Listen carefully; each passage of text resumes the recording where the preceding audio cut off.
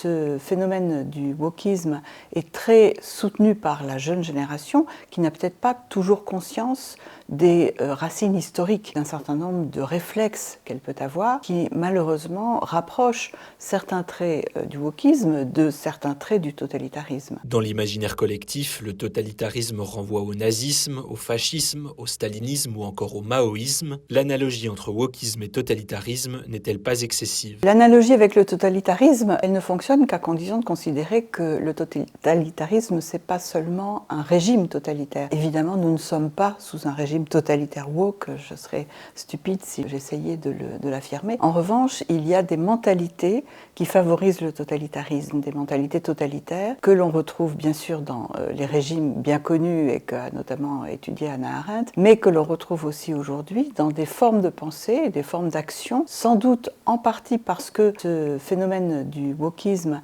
est très soutenu par la jeune génération qui n'a peut-être pas toujours conscience des racines historiques, d'un certain nombre de réflexes qu'elle peut avoir, notamment les racines historiques du goût pour la censure, le mépris de la liberté d'expression, les racines historiques du goût pour l'idéologie considérée comme supérieure à la science, les racines historiques de l'assignation identitaire où l'on considère les gens non pas par leurs actions, par ce qu'ils font, ce dont ils sont responsables, mais par leur origine, que ce soit l'origine sociale dans le stalinisme ou le maoïsme où on pouvait être condamné parce qu'on était d'origine bourgeoise, ou l'origine communautaire comme avec le wokisme actuel où on peut juger les gens en fonction du fait qu'ils sont des hommes ou des femmes, des blancs ou des noirs ou des arabes, des homosexuels ou des hétérosexuels, etc. Il y a cette forme d'assignation à des communautés de référence qui est totalement antinomique de la liberté individuelle et qui fait partie de ces mentalités qui malheureusement rapprochent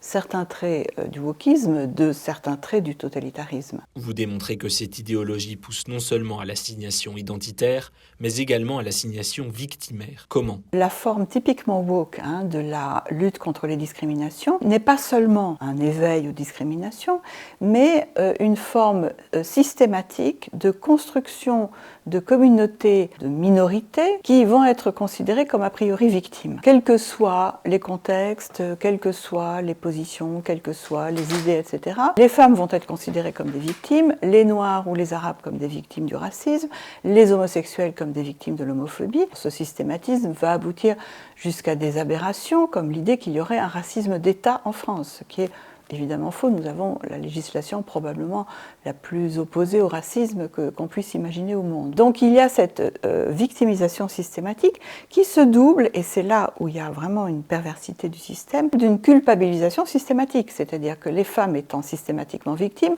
les hommes seraient systématiquement coupables. Les blancs seraient systématiquement coupables de racisme, etc., etc. Et donc là, il y a quelque chose de, à mon avis, totalement déshumanisant qui prive les êtres de leur capacité d'action, de leur autonomie de pensée, en les enfermant dans des communautés auxquelles ils sont sommés de s'identifier. C'est ce qu'on appelle l'identitarisme. Et là, on a vraiment quelque chose de totalitaire au sens où c'est un système dont on ne peut pas sortir. En analysant les rapports humains sous le seul prisme dominant-dominé, le wokisme aspire-t-il seulement à émanciper les prétendus dominés? Quand on va jusqu'au bout de certaines des prises de position des grands représentants du wokisme, il y a manifestement une volonté de renverser les choses, de produire du sexisme par antisexisme, c'est-à-dire de considérer que les hommes devraient être systématiquement traités comme des coupables, ou les blancs comme des coupables, ou les hétérosexuels comme des coupables, et qu'il faudrait donc que les anciens, considérés comme entre guillemets dominants, deviennent des dominés, et au lieu de viser à une éradication des discriminations,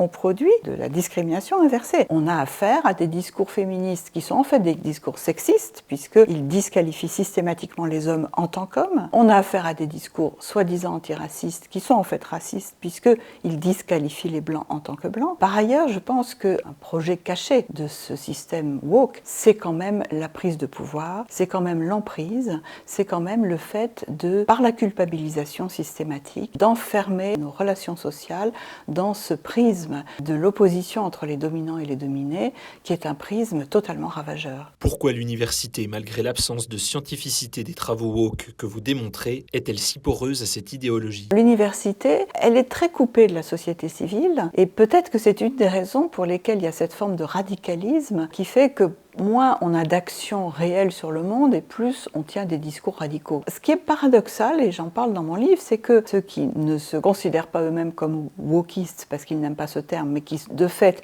véhiculent l'idéologie woke, prétendent être eux-mêmes scientifiques. Sauf que leur conception de la scientificité est totalement idéologique, c'est-à-dire qu'ils considèrent comme scientifiques des travaux qui ne font que d'abord répéter ce qu'on sait déjà très bien, qui ne font que mimer les apparences de la scientificité, qui multiplient des soi-disant enquêtes de terrain qui sont en général bâclées et qui ne font que redire en conclusion ce qui a été posé en introduction. Ce sont des apparences de scientificité qui sont en fait simplement au service du militantisme, c'est ce que j'appelle les académo-militants. Et on a malheureusement non seulement des étudiants, des doctorants, de jeunes chercheurs, mais même des chercheurs confirmés qui endossent ce type de conception du rapport au savoir, mais aussi, et c'est ça qui est gravissime, les institutions de la recherche qui se sont mises à promouvoir des projets de recherche totalement woke, qui sont entièrement organisés autour de la question des discriminations. Je ne dis pas qu'il ne faut pas les étudier, mais on ne peut pas ne faire que ça. C'est en train de manger l'essentiel de l'espace de la recherche. Et donc, on a un détournement d'une grande partie du financement de la recherche vers des projets qui ont tout à voir avec le wokisme et pas grand-chose à voir